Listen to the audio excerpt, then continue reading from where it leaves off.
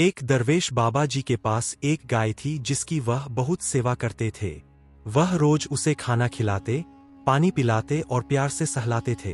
एक दिन एक चोर की नजर उस गाय पर पड़ गई। गाय को देखकर उसके दिल में लालच जाग उठा। वह दिन रात उस गाय को चुराने की योजना बनाने लगा। एक दिन दोपहर के समय जब दरवेश सो रहे थे, चोर गाय चुराने के लिए उनके घर की तरफ चल पड़ा। चलते चलते रास्ते में उसे एक डरावनी शक्ल वाला आदमी मिला। डर के मारे चोर बोला, तुम कौन हो? उस आदमी ने जवाब दिया, मैं एक राक्षस हूं और आज मैं इस दरवेश को खाने जा रहा हूं। तुम कौन हो?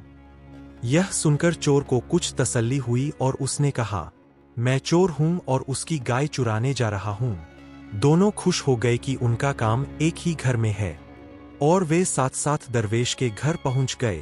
दरवेश गहरी नींद में सो रहे थे। वहां पहुंचकर दोनों में बहस शुरू हो गई। राक्षस बोला, मैं पहले दरवेश को खाऊंगा, उसके बाद तुम आराम से गाय चुरा लेना। चोर तुरंत बोला, अगर तुमने हमला किया और दरवेश जाग गए तो वह शोर मचा देंगे और मैं गाय नहीं चुरा सकूंगा। पहले मैं गाय ले जाऊंगा, फिर तुम जो चाहो करना।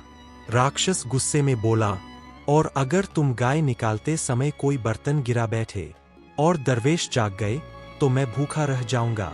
बहस बढ़ते बढ़ते झगड़े में बदल गई और दोनों जोर जोर से चिल्लाने लगे।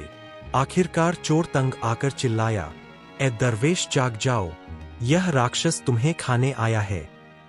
यह सुनकर राक्षस भी चिल्लाया, ए दरवेश जाग जाओ, यह चोर तुम्हारी गाय चुराने आया है।